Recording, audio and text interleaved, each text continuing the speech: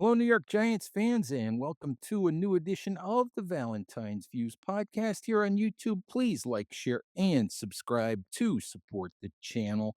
All right, lots of chatter recently that the New York Giants might be selecting Penn State edge defender Abdul Carter at number three.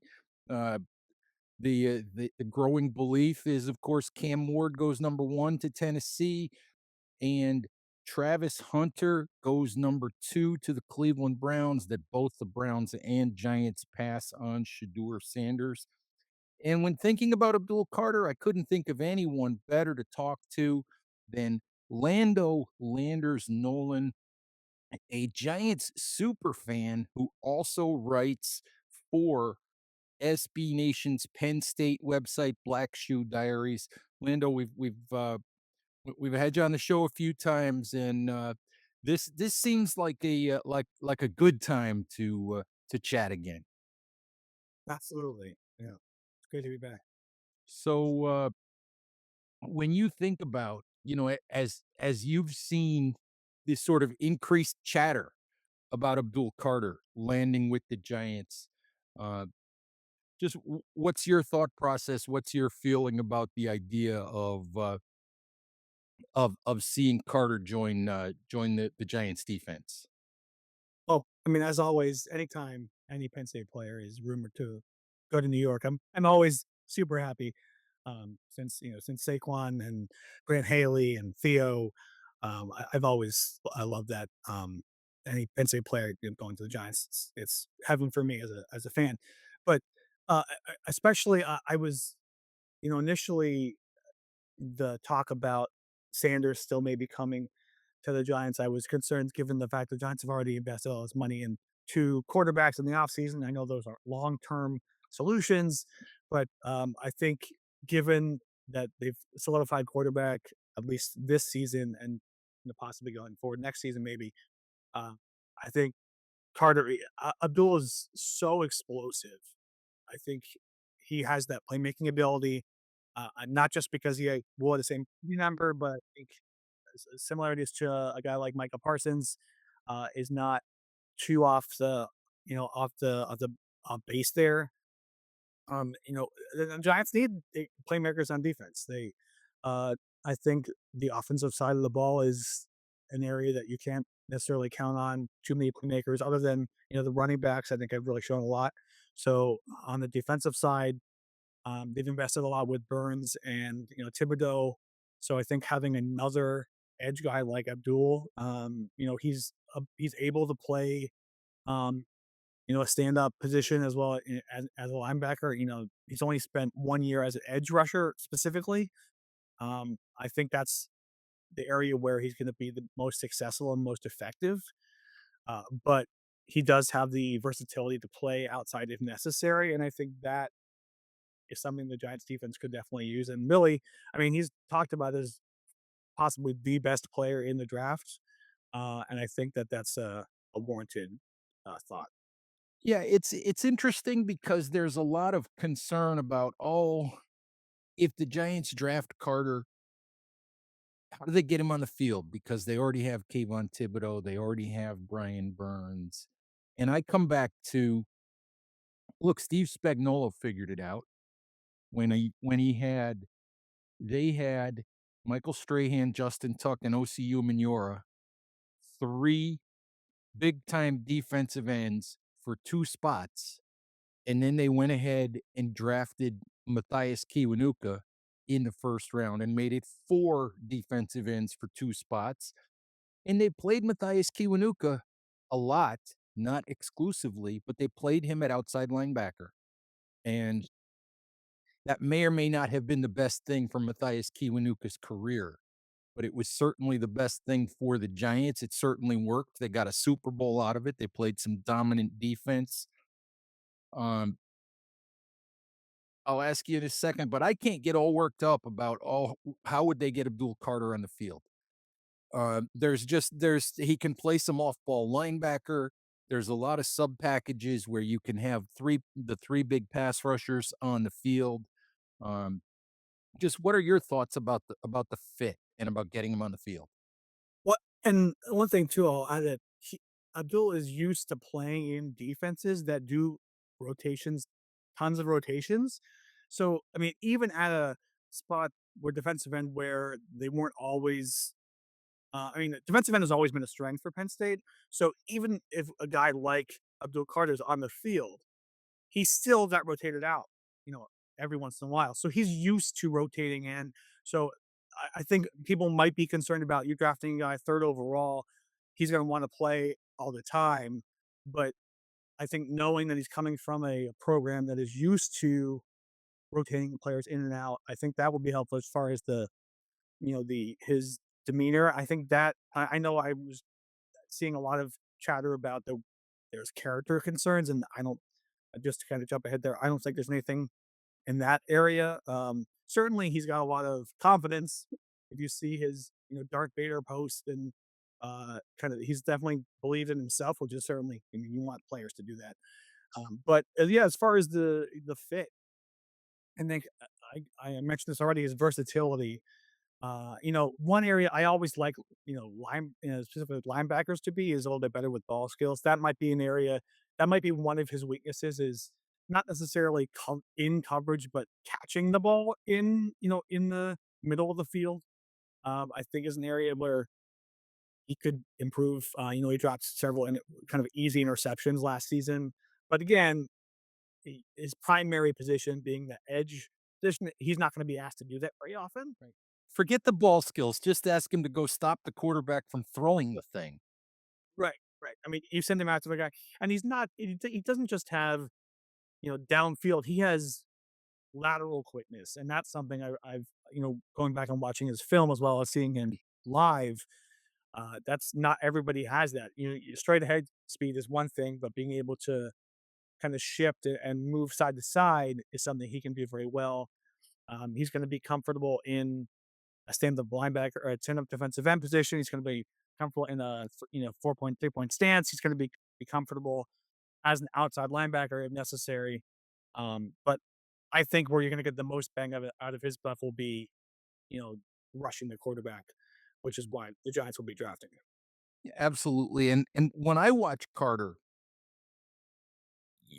maybe his run defense is still a work in progress because maybe he still needs to add some strength and things like that, but I look at Carter and I tend to think that Shane Bowen's defense is one that in Tennessee really relied a lot on what they call the Leo or Rio positions and and used that sort of wide nine rusher quite a bit. And I don't think the Giants had that guy a year ago. I watch Abdul Carter from a wide nine alignment, either with his hand in the ground or standing up. And he is just he is just a load to get a hold of when he gets 3 or 4 steps, when he gets to build up, as a speed rusher, before the offensive tackle gets a chance to get hands on him. He's almost impossible to stop from turning that corner. So I can see the Giants using him that way. I can see the Giants, in sub package situations I can see them maybe using Kayvon Thibodeau with his hand in the ground as a pass rusher or just walking those guys around, try to make offenses figure out, who's coming from where. Just am I right when I think about Carter, coming from that wide alignment though? Absolutely. I mean, his giddy up is incredible. I mean, his acceleration is something. Again, going back and watching because, of course, you see it on TV and you see it live, and you have to kind of remind yourself how incredibly quick. I mean, because not everyone has that ability. It's just snap, boom, and he gets right around, defensive tackle or offensive tackles and guards as well. Um, I do understand, the strength is going to be an adjustment for him. I think. I'm not saying he's not strong, but I think NFL strong is different than college strong, and that will be, I think, an adjustment for him. But time in the weight room is going to really help. You mentioned him needing to bulk up. I would agree. I think, he did put on 10 or 15 pounds, and everyone's always worried when you put on weight that are you going to lose that quickness? And he didn't. I mean, he played hurt this more than half the season. I mean, watching him against Boise, um, and especially against Boise and Notre Dame, he was clearly injured and he was gutting it out. So I think, I mean, seeing a 75, a 60, 75% Abdul Carter do what he was doing in the college football playoff, um, definitely makes me encouraged as a Giants fan to see what he can do at, fully healthy. Is he Micah Parsons 2 or 3 years from now?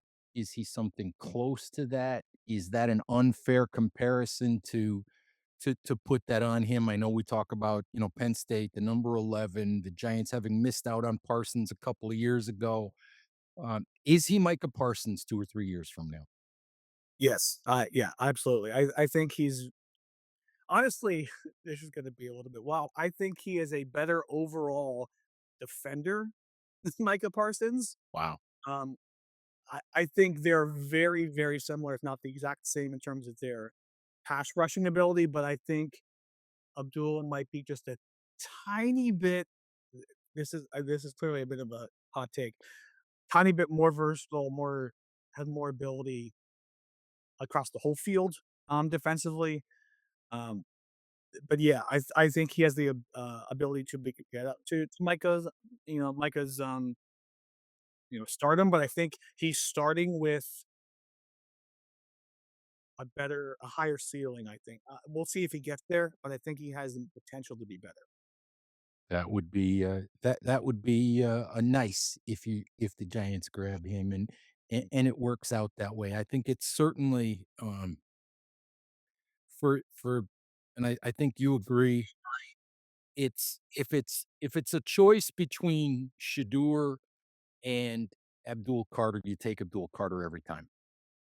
Yes, I mean, again, I get why people are desperate for the Giants to have a young quarterback that they want to believe in, but I mean, just financially, and I know that that shouldn't be the only consideration. And but you again, you spent all this money on these two veteran guys, and there's a chance of getting a good quarterback next year if they really feel like neither Russell Wilson or Winston are going to be you know feasible for multiple seasons. I know they, I think what Winston signed a 2-year deal or one of them signed a 2-year deal. I can't remember which. Winston signed his studio deals.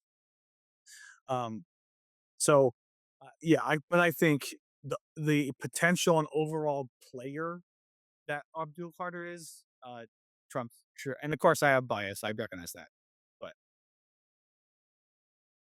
Sure. Tell me, is there concern about Carter's foot? About the stress reaction. Is there any concern from your end about that? no, no. I think, I mean, given what he was able to do with it the way it was, when it was clearly hampering him, I think only time and the any kind of procedure. I know that surgery wasn't going to happen. So yeah, I mean, stress fracture, stress, injury react heart. Mhm. Yeah, that is concerning. I think, or could be concerning, but uh, I'm not concerned long term. We'll see how much medical kind of advice and treatment he can get between now and the start of the season. But certainly, when you're dealing with NFL staffs, I think they are pretty well equipped to dealing with and finding the best treatment plans. But I'm not. I mean, clearly that didn't impact his ability when it was more severe, and it's certainly going to be less severe now. Um, so I'm not concerned about that at this moment. Hey, let me just throw one more thing at you before we go. Go back to last year. Giants drafted Theo Johnson in the fourth round. It was really, really obvious from Hard Knocks, how much they liked the kid. What did you think of Theo Johnson's rookie season?